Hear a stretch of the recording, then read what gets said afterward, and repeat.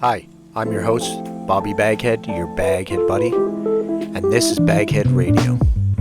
Episode 100, featuring the Orson Welles classic, War of the Worlds, the radio drama that truly stood above the rest.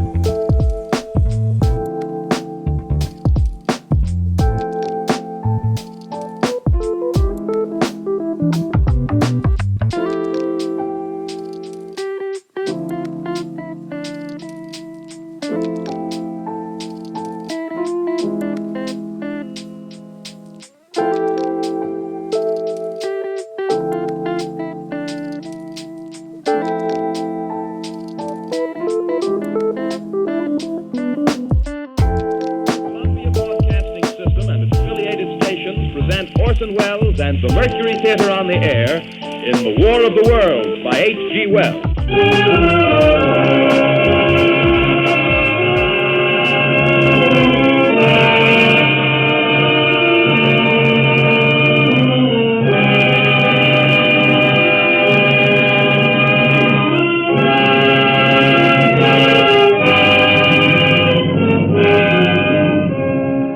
Ladies and gentlemen, the director of the Mercury Theatre and star of these broadcasts, Orson Welles. We know now that in the early years of the 20th century, this world was being watched closely by intelligences greater than man's, and yet as mortal as his own.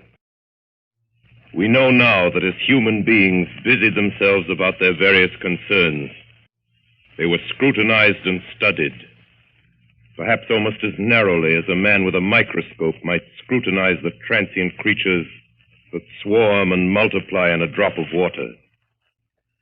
With infinite complacence, people went to and fro over the earth about their little affairs, serene in the assurance of their dominion over this small, spinning fragment of solar driftwood, which by chance or design, man has inherited out of the dark mystery of time and space.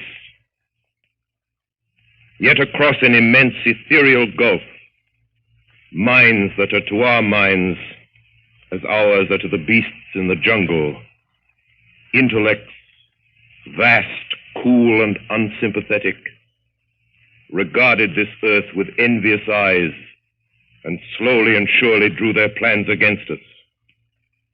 In the 39th year of the 20th century came the Great Disillusionment. It was near the end of October.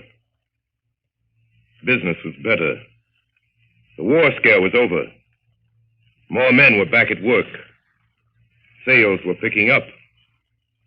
On this particular evening, October 30th, the Crosley service estimated that 32 million people were listening in on radio. For the next 24 hours, not much change in temperature. A slight atmospheric disturbance of undetermined origin is reported over Nova Scotia, causing a low-pressure area to move down rather rapidly over the northeastern states, bringing a forecast of rain accompanied by winds of light gale force. Maximum temperature 66, minimum 48. This weather report comes to you from the Government Weather Bureau. We take you now to the Meridian Room in the Hotel Park Plaza in downtown New York, where you will be entertained by the music of Raymond Raquello and his orchestra.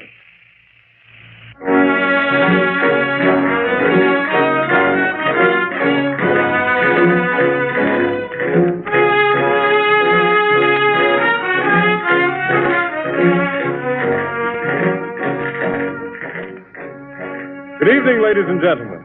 From the Meridian Room in the Park Plaza Hotel in New York City, we bring you the music of Raymond Raquello and his orchestra. With a touch of the Spanish, Raymond Raquello leads off with La Comparsita.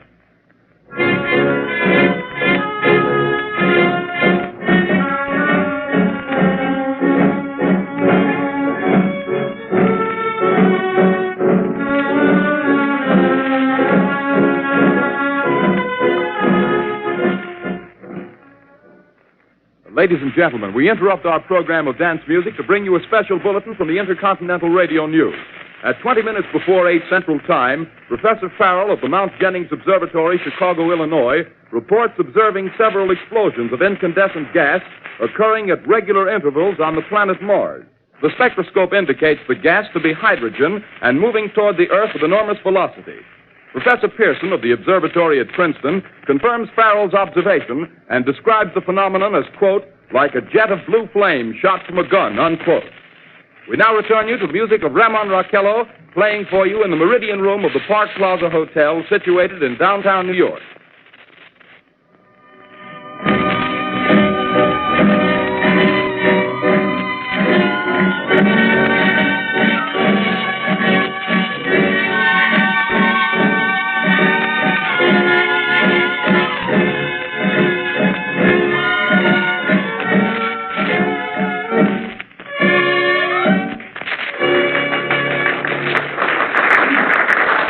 Now, a tune that never loses favor, the ever-popular Stardust, Raymond Raquello and his orchestra.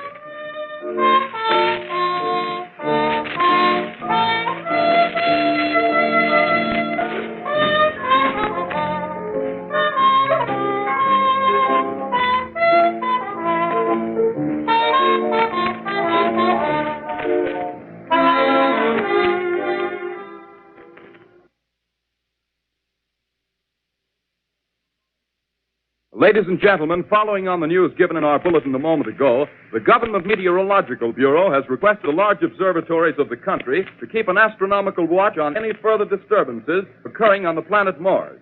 Due to the unusual nature of this occurrence, we have arranged an interview with a noted astronomer, Professor Pearson, who will give us his views on this event. In a few moments, we will take you to the Princeton Observatory at Princeton, New Jersey. We return you until then to the music of Ramon Raquello and his orchestra.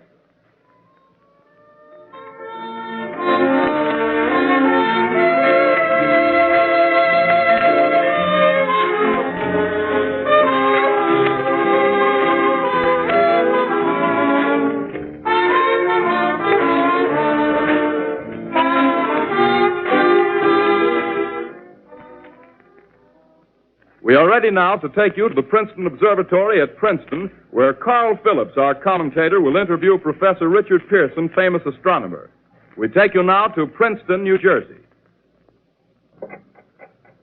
Good evening, ladies and gentlemen. This is Carl Phillips speaking to you from the observatory at Princeton. I'm standing in a large semicircular room, pitch black except for an oblong split in the ceiling. Through this opening, I can see a sprinkling of stars that cast a kind of frosty glow over the intricate mechanism of the huge telescope. The ticking sound you hear is the vibration of the clockwork. Professor Pearson stands directly above me on a small platform, peering through the giant lens. I'll ask you to be patient, ladies and gentlemen, during any delay that may arouse during our interview. Besides the ceaseless watch of the heavens, Professor Pearson may be interrupted by telephone or other communications. During this period, he is in constant touch with the astronomical centers of the world. Professor, may I begin our questions? Any time, Mr. Phillips. Professor, would you please tell our radio audience exactly what you see as you observe the planet Mars through your telescope? Nothing unusual at the moment, Mr. Phillips. A red disk swimming in a blue sea. Transverse stripes across the disk. Quite distinct now because Mars happens to be at the point nearest the Earth, in opposition, as we call it. In your opinion, what do these transverse stripes signify, Professor Pearson? Not canals, I can assure you, Mr. Phillips. They... Although that's the popular conjecture of those who imagine Mars to be inhabited.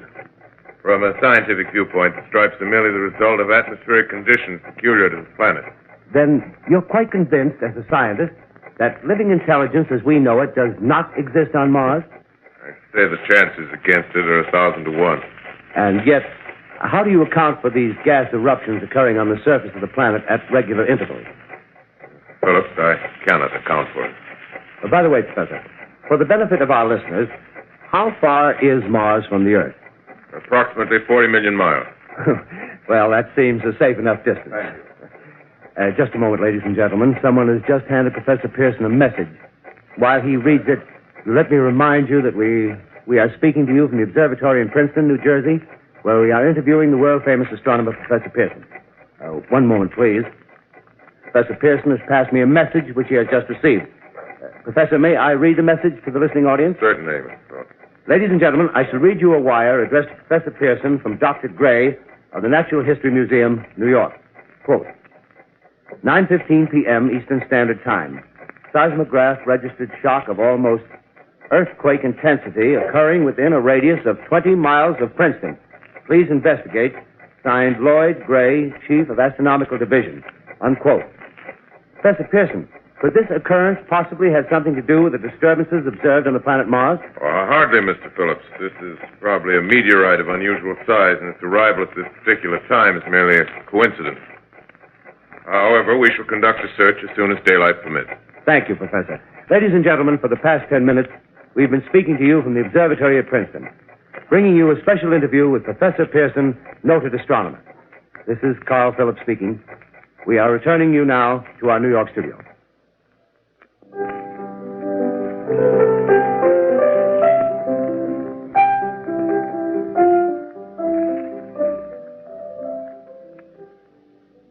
Ladies and gentlemen, here is the latest bulletin from the Intercontinental Radio News. Toronto, Canada. Professor Morse of Macmillan University reports observing a total of 3 explosions on the planet Mars between the hours of 7:45 p.m. and 9:20 p.m. Eastern Standard Time. This confirms earlier reports received from American observatories. Now, nearer home, comes a special bulletin from Trenton, New Jersey. It is reported that at 8:50 p.m., a huge flaming object, believed to be a meteorite, fell on a farm in the neighborhood of Grover's Mill, New Jersey, 22 miles from Trenton. The flash in the sky was visible within a radius of several hundred miles, and the noise of the impact was heard as far north as Elizabeth. We have dispatched a special mobile unit to the scene, and we'll have our commentator, Carl Phillips, give you a word picture of the scene as soon as he can reach there from Princeton. In the meantime, we take you to the Hotel Martinet in Brooklyn, where Bobby Millett and his orchestra are offering a program of dance music.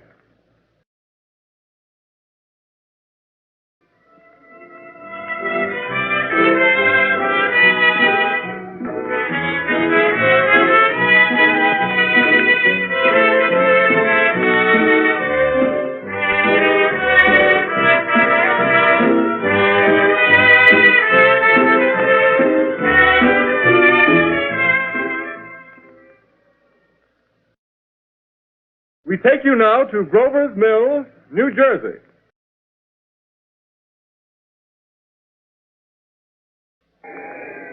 Ladies and gentlemen, this is Carl Phillips again, out at the Wilmot Farm, Grover's Mill, New Jersey.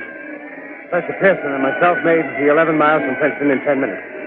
Well, I hardly know where to begin. To paint for you a word picture of the strange scene before my eyes, like something out of a modern Arabian Night. Well, I just got here. I haven't had a chance to look around yet. I guess that's it. Yes, I guess that's the thing directly in front of me. Half buried in a vast pit. Must have struck with terrific force. The ground is covered with splinters of a tree. It must have struck on its way down. But I can see the object itself doesn't look very much like a meteor. At least not the meteors I've seen. It looks more like a huge cylinder. Has a diameter of, what would you say, Professor Pearson? What's that? What would you say, what's the diameter of this? About 30 yards. About 30 yards. The metal on the sheath is, well, I've never seen anything like it. The color is sort of yellowish white. The curious spectators now are pressing close to the object in spite of the efforts of the police to keep them back. Getting in front of my line of vision. Would you mind standing one side, please, while the police are pushing the crowd back? Here's Mr. Wilmot, owner of the farm here. He may have some interesting facts to add. Mr. Wilmot, would you please tell the radio audience as much as you remember of this rather unusual visitor that dropped in your backyard? A step closer, please. Ladies and gentlemen, this is Mr. Wilmot. Well, I was listening to the radio. Closer and louder, please. Pardon me? Louder, please, closer. Yes. I was listening to the radio and kind of drowsing. That professor fellow was talking about Mars, so I was half chosen and half... Yes, Mr. Wilmot, and then what happened? Well, as I was saying, I was listening to the radio, kind of halfway. Yes, Mr. Wilmot, and then you saw something. Well, not first off. I heard something. And what did you hear? A hissing sound like this. Kind of like a 4th of July rocket. Yes, then what? I turned my head out the window and would have sworn I was asleep and dreaming. Yes? I seen a kind of greenish streak and then zingo. Something smacked the ground, knocked me clear out of my chair. Well, were you frightened, Mr. Wilmot? Well, I ain't quite sure. I reckon I was kind of riled. Well, thank you, Mr. Wilmot. Thank you very much. Yeah, you want me to tell No, that's quite all right. That's plenty. Ladies and gentlemen, you've just heard Mr. Wilmot, owner of the farm where this thing has fallen. I wish I could convey the atmosphere, the background of this fantastic scene. Hundreds of cars are parked in the field in back of us, and the police are trying to rope off the roadway leading into the farm, but it's no use. They're breaking right through. Cars' headlights throw an enormous spotlight on the pit where the object's half buried. Now, some of the more daring souls now are venturing near the edge. Their silhouettes stand out against the metal sheen. One man wants to touch the thing. He's having an argument with the policeman. Now, the policeman wins. Now, ladies and gentlemen, there's something I haven't mentioned in all this excitement, but it's becoming more distinct. Perhaps you've caught it already on your radio. Listen, please. Do you hear it? It's a curious humming sound that seems to come from inside the object. I'll move the microphone nearer. Here. Now, we're not more than 25 feet away. Can you hear it now? Professor Pearson? Yes, Mr. Can you tell us the meaning of that scraping noise inside the thing? Possibly the unequal cooling of its surface. I say, do you still think it's a meteor, Professor? I don't know what to think. The metal casing is definitely extraterrestrial. Not found on this Earth. Friction with the Earth's atmosphere usually tears holes in a meteorite. This thing is smooth, and you can see its cylindrical just a minute. shape. Something's happening. Ladies and gentlemen, this is terrific. This end of the thing is beginning to flake off. The top is beginning to rotate like a screw, and the thing must be hollow. He's moving! Keep back there! Keep back there! Keep those men back! Keep back there! Keep those idiots back! He's off!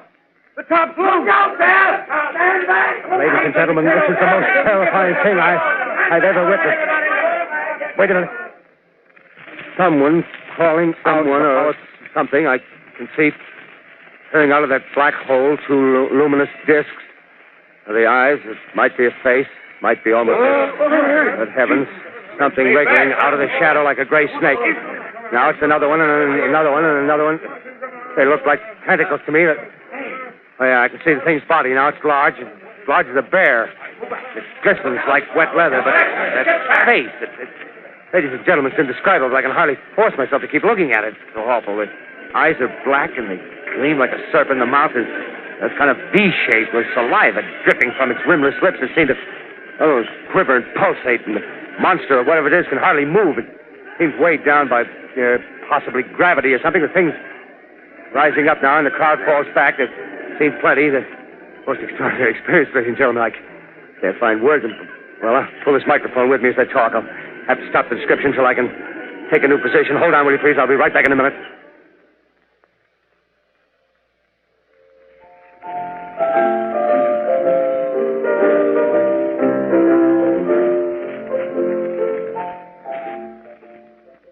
We are bringing you an eyewitness account of what's happening on the Wilmuth Farm, Grover's Mill, New Jersey.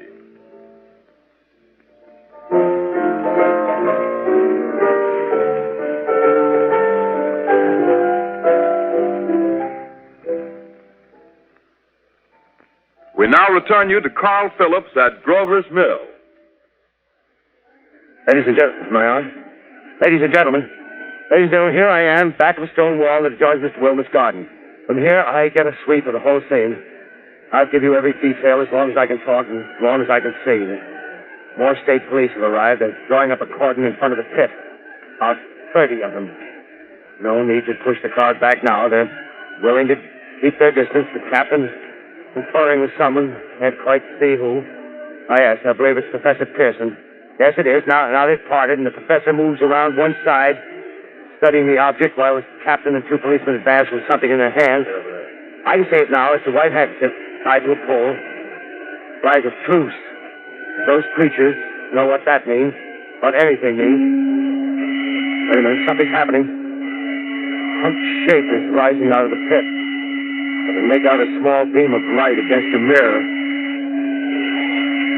What's that? There's a jet of flame springing from the mirror that leaps right at the advancing men. It strikes them head on.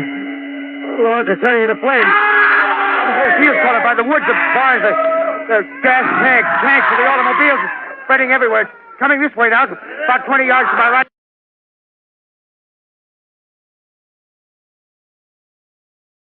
Ladies and gentlemen, due to circumstances beyond our control, we are unable to continue the broadcast from Grover's Mill. Evidently, there's some difficulty with our field transmission. However, we will return to that point at the earliest opportunity. In the meantime, we have a late bulletin from San Diego, California. Professor Indelkoffer, speaking at a dinner of the California Astronomical Society, expressed the opinion that the explosions on Mars are undoubtedly nothing more than severe volcanic disturbances on the surface of the planet. We continue now with our piano interlude.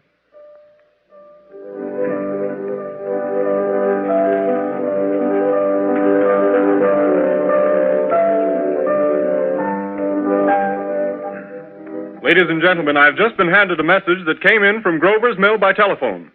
Just one moment, please. At least 40 people, including 6 state troopers, lie dead in a field east of the village of Grover's Mill, their bodies burned and distorted beyond all possible recognition. The next voice you hear will be that of Brigadier General Montgomery Smith, commander of the state militia at Trenton, New Jersey. I have been requested by the governor of New Jersey to place the counties of Mercer and Middlesex as far west as Princeton and east to Jamesburg under martial law. No one will be permitted to enter this area except by special pass issued by state or military authorities. 4 companies of state militia are proceeding from Trenton to Grover's Mill and will aid in the evacuation of homes within the range of military operations. Thank you. You have just been listening to General Montgomery Smith, commanding the state militia at Trenton. In the meantime, further details of the catastrophe at Grover's Mill are coming in. The strange creatures, after unleashing their deadly assault, crawled back in their pit and made no attempt to prevent the efforts of the firemen to recover the bodies and extinguish the fire. The combined fire departments of Mercer County are fighting the flames which menace the entire countryside. We have been unable to establish any contact with our mobile unit at Grover's Mill, but we hope to be able to return you there at the earliest possible moment. In the meantime, we take you to... Just one moment, please. Ladies and gentlemen, I have just been informed that we have finally established communication with an eyewitness of the tragedy. Professor Pearson has been located at a farmhouse near Grover's Mill, where he has established an emergency observation post. As a scientist, he will give you his explanation of the calamity. The next voice you hear will be that of Professor Pearson, brought to you by direct wire. Professor Pearson. Of the creatures in the rocket cylinder at Grover's Mill, I can give you no authoritative information either as to their nature, their origin, or their purposes here on Earth. Of their destructive instrument, I might venture some conjectural explanation. For want of a better term, I shall refer to the mysterious weapon as a heat ray.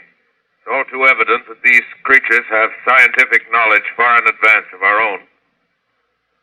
It's my guess that in some way they are able to generate an intense heat in a chamber of practically absolute non-conductivity. This intense heat they project in a parallel beam against any object they choose by means of a polished parabolic mirror of unknown composition, much as the mirror of a lighthouse projects a beam of light. That is my conjecture of the origin of the heat ray. Thank you, Professor Pearson. Ladies and gentlemen, here is a bulletin from Trenton. It is a brief statement informing us that the charred body of Carl Phillips has been identified in a Trenton hospital. Now here's another bulletin from Washington, D.C. The Office of the Director of the National Red Cross reports 10 units of Red Cross emergency workers have been assigned to the headquarters of the state militia, stationed outside of Grover's Mill, New Jersey. Here's a bulletin from State Police, Princeton Junction. The fires at Grover's Mill and vicinity are now under control. Scouts report all quiet in the pit, and there is no sign of life appearing from the mouth of the cylinder. Now, ladies and gentlemen, we have a special statement from Mr. Harry McDonald, Vice President in charge of operations. We have received a request from the state militia of Trenton to place at their disposal our entire broadcasting facilities. In view of the gravity of the situation, and believing that radio has a responsibility to serve in the public interest at all times, we are turning over our facilities to the state militia at Trenton. We take you now to the field headquarters of the state militia near Grover's Mill, New Jersey. This is Captain Lansing of the Signal Corps, attached to the state militia, now engaged in military operations in the vicinity of Grover's Mill. Situation arising from the reported presence of certain individuals of unidentified nature is now under complete control. The cylindrical object, which lies in a pit directly below our position, surrounded on all sides by 8 battalions of infantry, without heavy field pieces, but adequately armed with rifles and machine guns. All cause for alarm, if such cause ever existed, is now entirely unjustified. Things, whatever they are, do not even venture to poke their heads above the pit. I can see their hiding place plainly in the glare of the searchlights here. With all their reported resources, these creatures can scarcely stand up against heavy machine gun fire. Anyway, it's an interesting outing for the troops. I can make out their khaki uniforms crossing back and forth in front of the lights. Looks almost like a real war. There appears to be some slight smoke in the woods bordering the Millstone River. Probably fire started by campers. Well, we ought to see some action soon. One of the companies is deploying on the left flank. A quick thrust and it'll all be over. Now, wait a minute. I see something on top of the cylinder. No, it's nothing but a shadow. Now the troops are on the edge of the Wilmot Farm. 7,000 armed men closing in on an old metal tube. A tub, rather. Well, wait, that wasn't a shadow. It's something moving. Solid metal, kind of a shield-like affair rising up out of the cylinder. It's going higher and higher. What? It's standing on legs, actually rearing up on a sort of metal framework. Now it's reaching above the trees and the searchlights are on it. Hold on.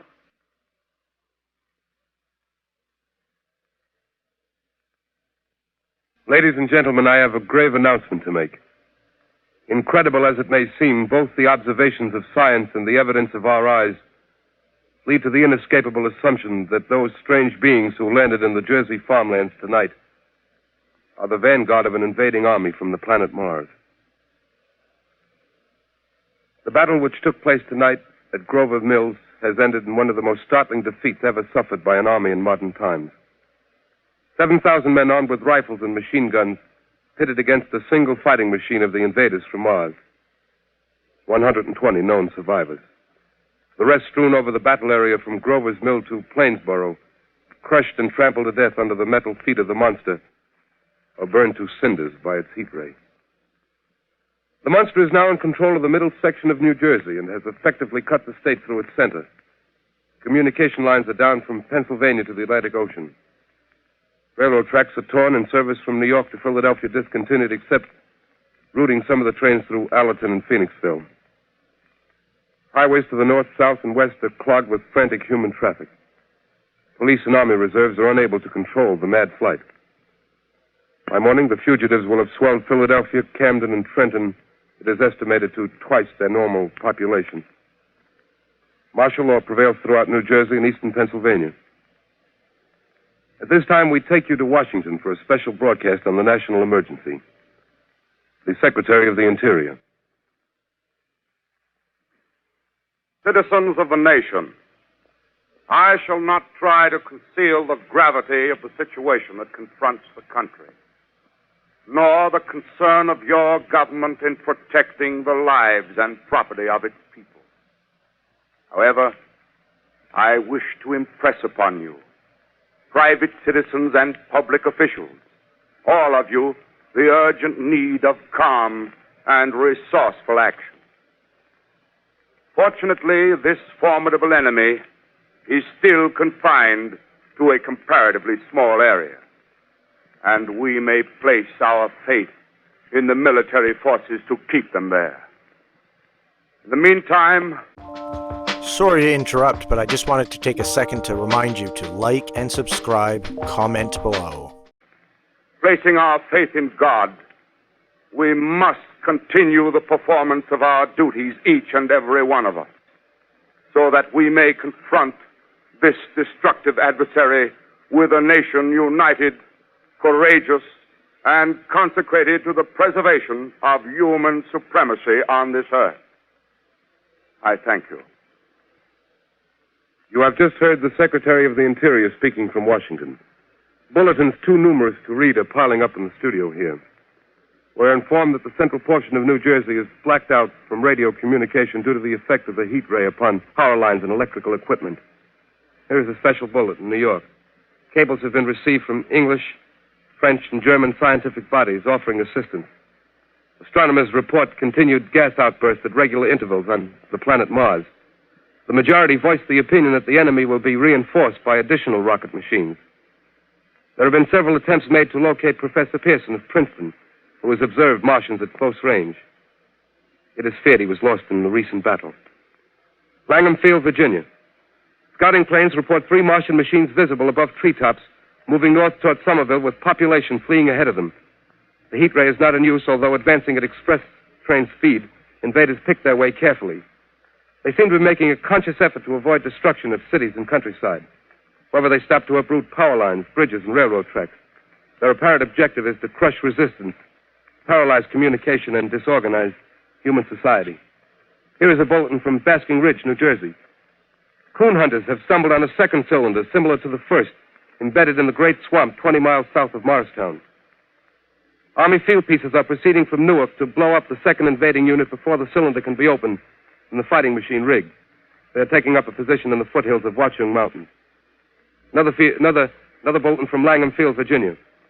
Scouting planes report enemy machines, now 3 in number, increasing speed northward, kicking over houses and trees in their evident haste to form a conjunction with their allies south of Morristown.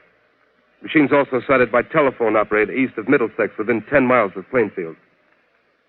Here's a bulletin from Winston Field, Long Island. A fleet of Army bombers carrying heavy explosive flying north in pursuit of enemy. Scouting planes act as guides. They keep the speeding enemy in sight. Just a moment, please, ladies and gentlemen. We've run special wires to the artillery line in adjacent villages to give you direct reports in the zone of the advancing enemy. First, we take you to the battery of the 22nd Field Artillery, located in the Watchung Mountains. Range 32 meters. 32 meters. Projection 39 degrees. 39 degrees. Fire.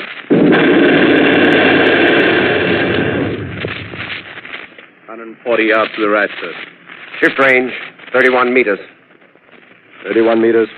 Projection 37 degrees. 37 degrees. Fire.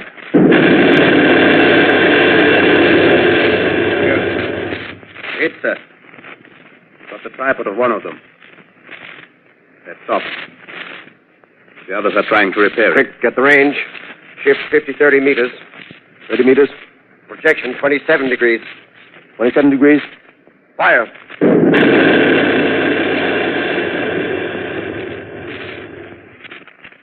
Can't see the shell land, sir. Letting off a smoke. What is it? Black smoke, sir. Moving this way. Lying close to the ground. Moving fast. Put on gas masks. Get ready to fire. Shift to 24 meters. 24 meters. Projection 24 degrees. 24 degrees. Fire.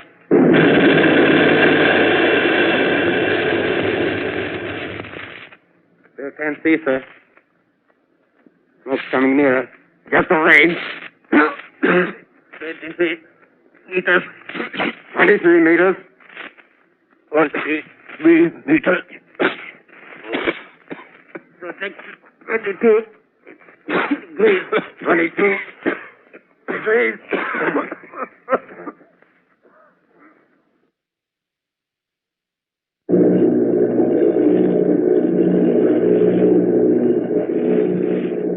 Army bombing plane B-843 off Bayonne, New Jersey. Lieutenant Vogt, commanding 8 bombers, reporting to Commander Fairfax, Langham Field. This is Vogt reporting to Commander Fairfax, Langham Field. Enemy tripod machines now in sight. Reinforced by 3 machines from the Morristown cylinder. 6 altogether. 1 machine partially crippled. Believed hit by shell from Army gun in Watchung Mountain. Guns now appear silent. A heavy black fog hanging close to the earth of extreme density, nature unknown. No sign of heat ray.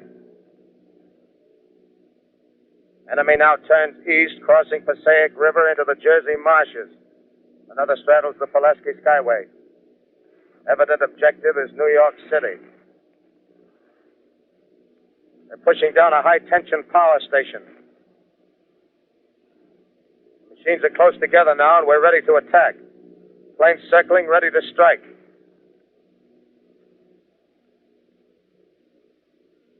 A 1,000 yards and we'll be over the first.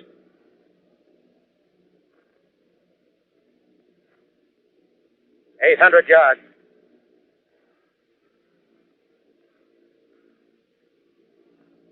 $600.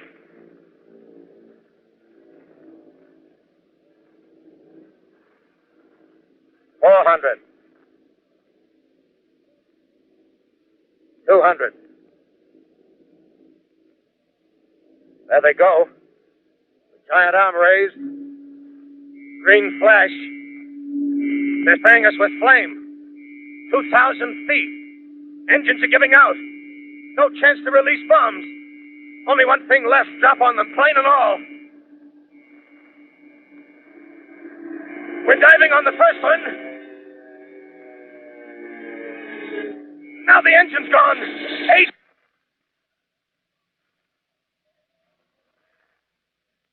This is Bayonne, New Jersey, calling Langham Field. This is Bayonne, New Jersey, calling Langham Field. Come in, please. Langham Field. Go ahead. 8 Army bombers in engagement with enemy tripod machines over Jersey Flats. Engines incapacitated by heat ray. All crashed. 1 enemy machine destroyed. Enemy now discharging heavy black smoke in direction of... This is Newark, New Jersey. This is Newark, New Jersey. Warning. Poisonous black smoke pouring in from Jersey marshes. Reaches South Street. Gas masks useless. Urge population to move into open spaces. Automobiles use routes 7, 23, 24. Avoid congested areas. Smoke now spreading over Raymond Boulevard. 2X2L calling CQ, 2X2L calling CQ, 2X2L calling 8X3R. Come in, please. This is 8X3R coming back at 2X2L. How's reception? How's reception? K, please. Where are you, 8X3R? What's the matter? Where are you?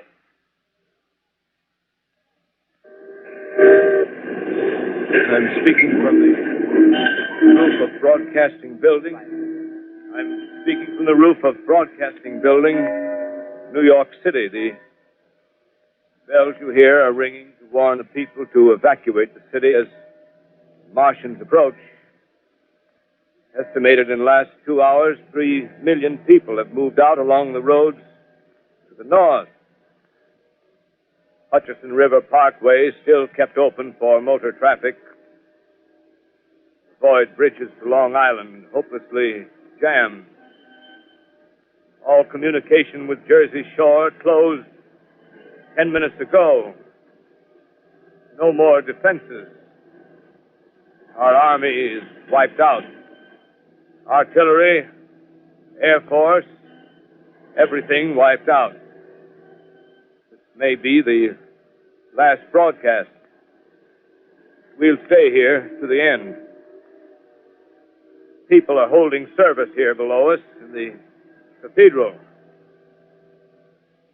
Now I look down the harbor, all manner of boats, overloaded with fleeing population pulling out from docks. Streets are all jammed. Noise and crowds like New Year's Eve in city. Wait a minute. The enemy's now in sight above the Palisades. Five great machines. First one is crossing the river. I can see it from here, wading the Hudson like a man wading through a brook. A bulletin is handed me. Martian cylinders are falling all over the country. One outside of Buffalo, one in Chicago, St. Louis. Seem to be timed and spaced. Now the first machine reaches the shore. He stands watching, looking over the city. Steel Cowlish head is even with the skyscrapers. He waits for the others. They rise like a line of new towers on the city's west side. Now they're lifting their metal hands. This is the end now. Smoke comes out, black smoke drifting over the city. People in the streets see it now. They're running toward the East River, thousands of them, dropping in like rats. Now the smoke's spreading faster. It's reached Times Square. People are trying to run away from it, but it's no use. They're falling like flies. Now the smoke's crossing 6th Avenue. 5th Avenue. 100 yards away. It's 50 feet.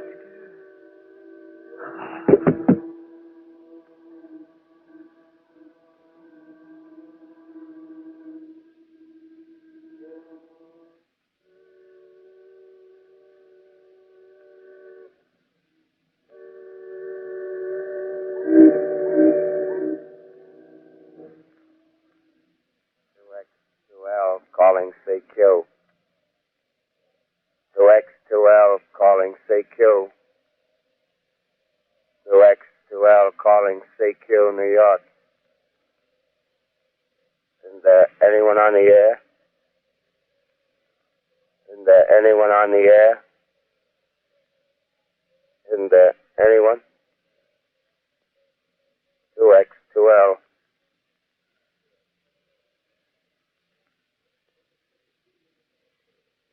You are listening to a CBS presentation of Orson Welles and the Mercury Theatre on the Air in an original dramatization of The War of the Worlds by H.G. Wells. The performance will continue after a brief intermission. This is the Columbia Broadcasting System.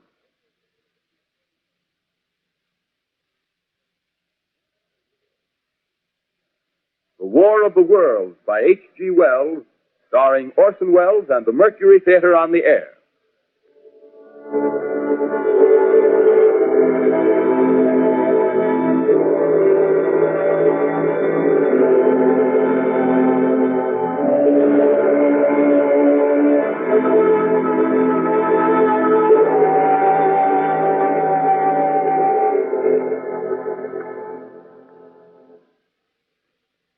As I set down these notes on paper, I'm obsessed by the thought that I may be the last living man on Earth. I've been hiding in this empty house near Grover's Mill, a small island of daylight cut off by the black smoke from the rest of the world. All that happened before the arrival of these monstrous creatures in the world now seems part of another life. A life that has no continuity with the present. Furtive existence with a lonely derelict who pencils these words on the back of some astronomical notes bearing the signature of Richard Pearson. I look down at my blackened hand and I try to connect them with a professor who lives at Princeton and who, on the night of October 20th, glimpsed through his telescope an orange splash of light on a distant planet. My wife, my colleagues, my students, my books, my observatory, my world. Where are they? Did they ever exist? Am I Richard Pearson? What day is it? Do days exist without calendars? Does time pass when there are no human hands left to wind the clocks? Writing down my daily life, I tell myself I shall preserve human history between the dark covers of this little book that was meant to record the movements of the stars. But to write, I must live, and to live, I must eat. Find moldy bread in the kitchen and an orange not too spoiled to swallow. Keep watch at the window. Time to time, I catch sight of a Martian above the black smoke. Smoke still holds the house in its black coil, but at length there's a hissing sound, and suddenly I see a Martian mounted on his machine, spraying the air with a jet of steam as if to dissipate the smoke. I watch in a corner as his huge metal legs nearly brush against the house. Exhausted by terror, I fall asleep. Morning. Morning. Sun streams from the window. Black cloud of gas is lifted, and the scorched meadows to the north look as though a black snowstorm had passed over them. I venture from the house. I make my way to a road, no traffic. Here and there, a wrecked car, baggage overturned, a blackened skeleton. Push on north. For some reason, I feel safer trailing these monsters than running away from them. And I keep a careful watch. I've seen the Martians feed. Should one of their machines appear over the top of trees, I'm ready to fling myself flat on the earth.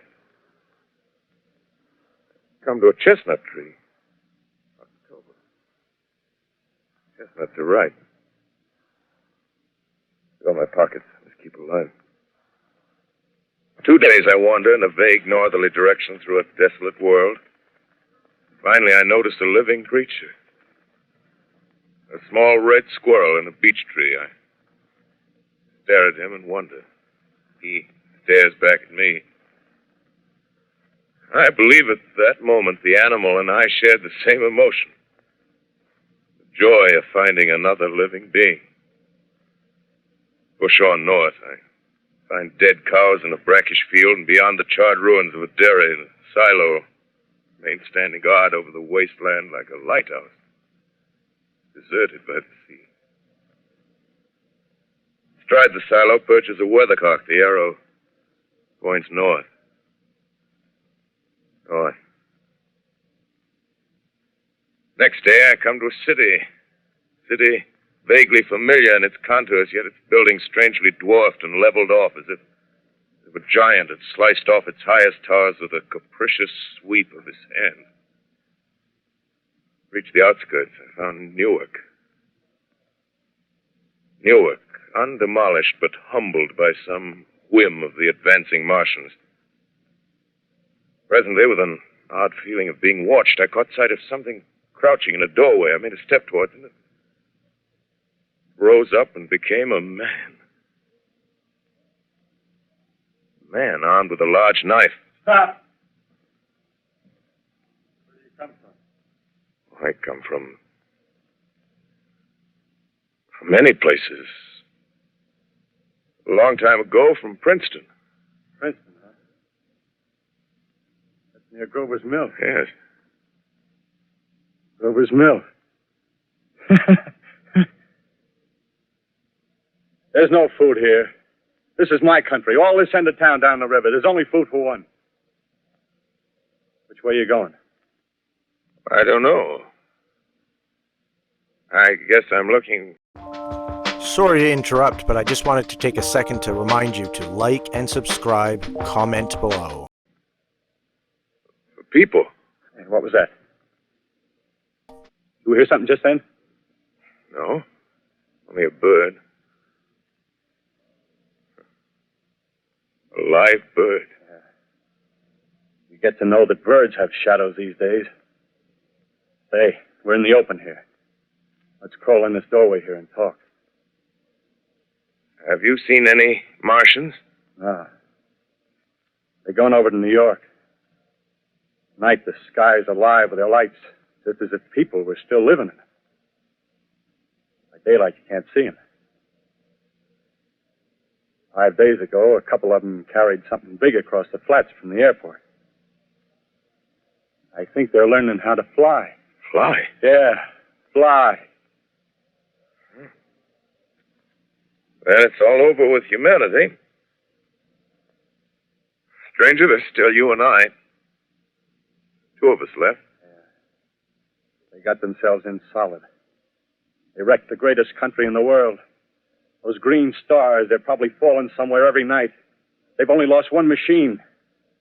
There isn't anything to do. We're done. We're licked.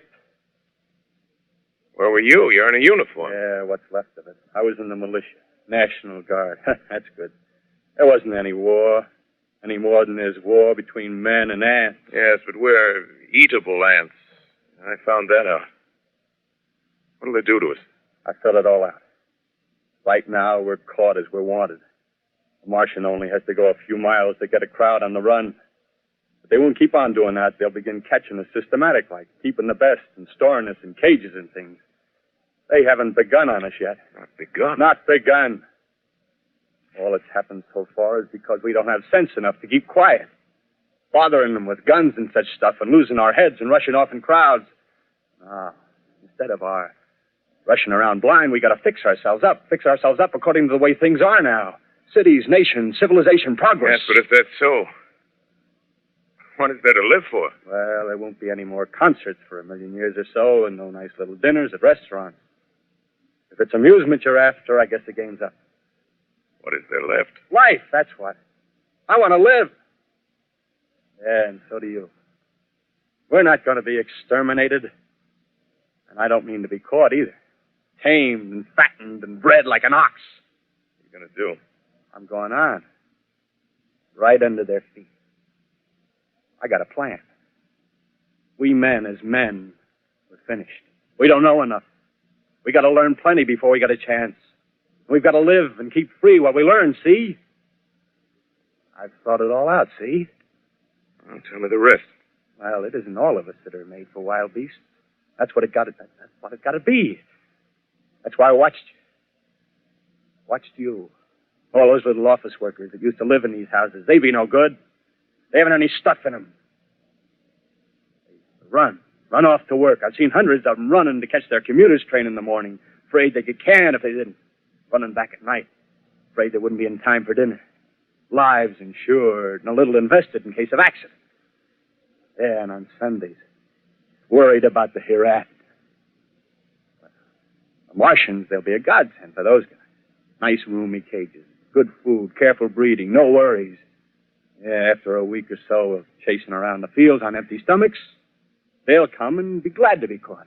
You've thought it all out, haven't you? Sure, you bet I have. That isn't all. These Martians are going to make pets of them. Train them to do tricks. Who knows, get sentimental over the pet boy who grew up and had to be killed. Yeah.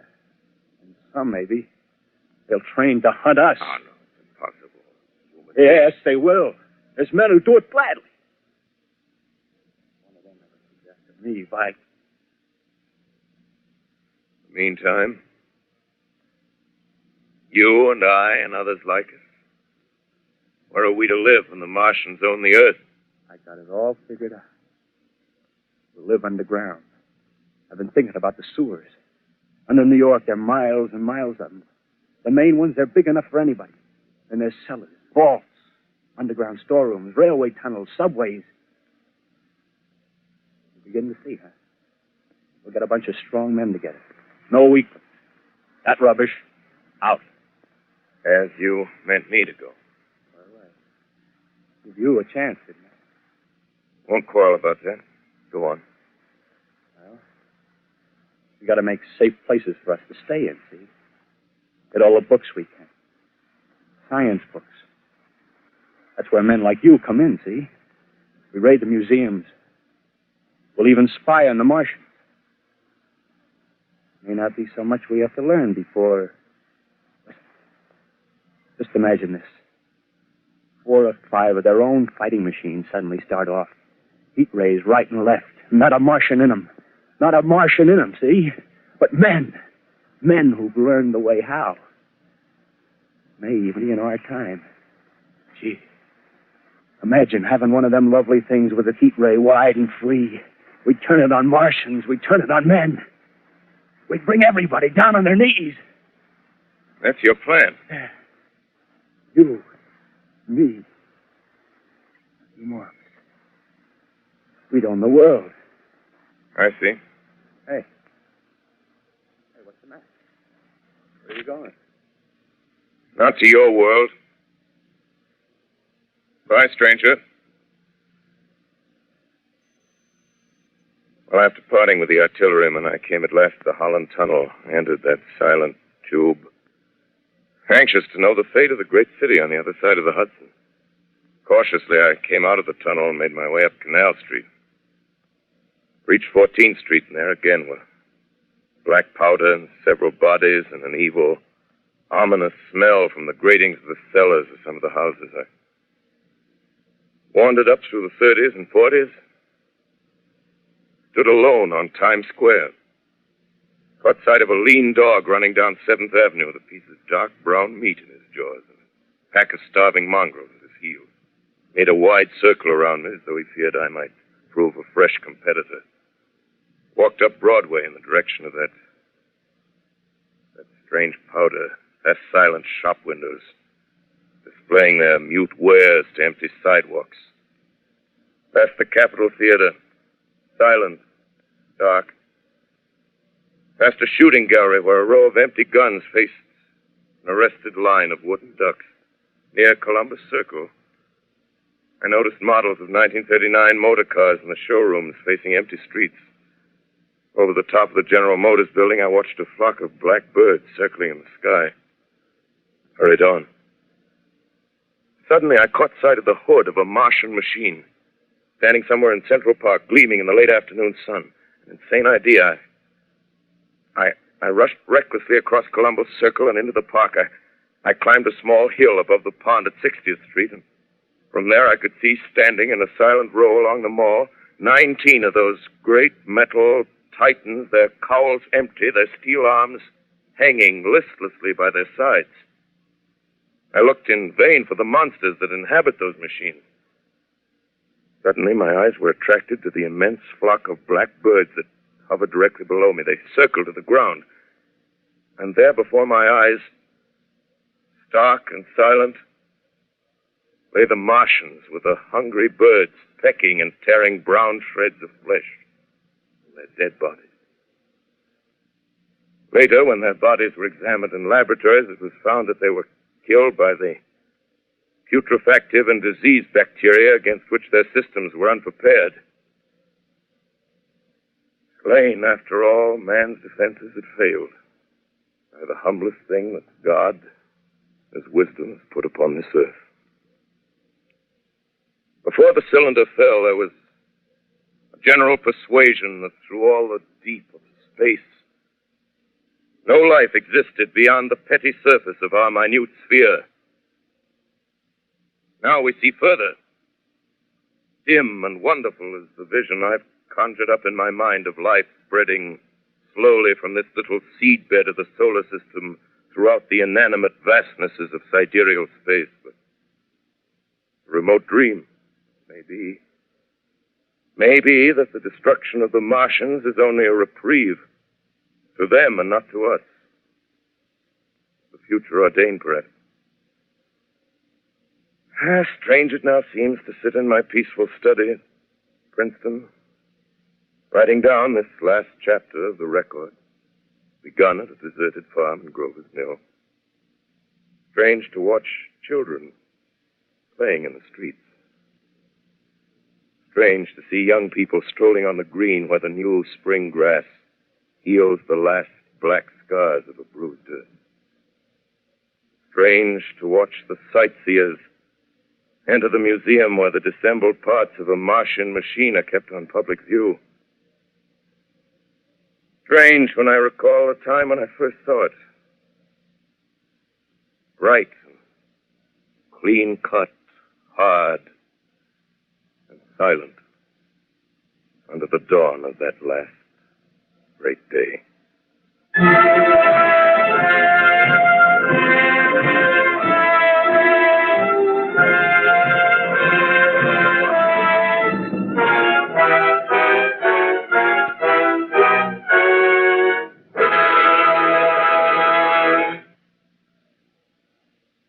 This is Orson Welles, ladies and gentlemen.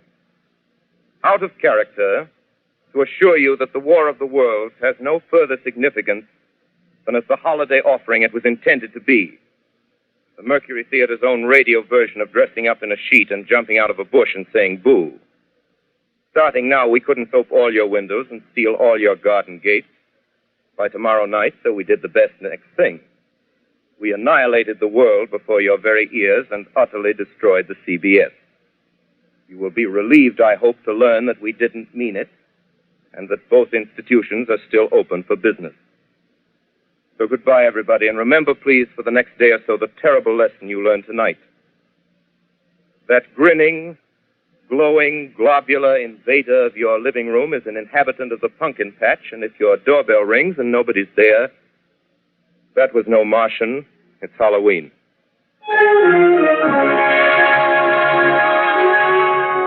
Tonight, the Columbia Broadcasting System and its affiliated stations coast to coast has brought you The War of the World by H.G. Wells, the 17th in its weekly series of dramatic broadcasts featuring Orson Welles and the Mercury Theatre on the air. Next week, we present a dramatization of 3 famous short stories. This is the Columbia Broadcasting System.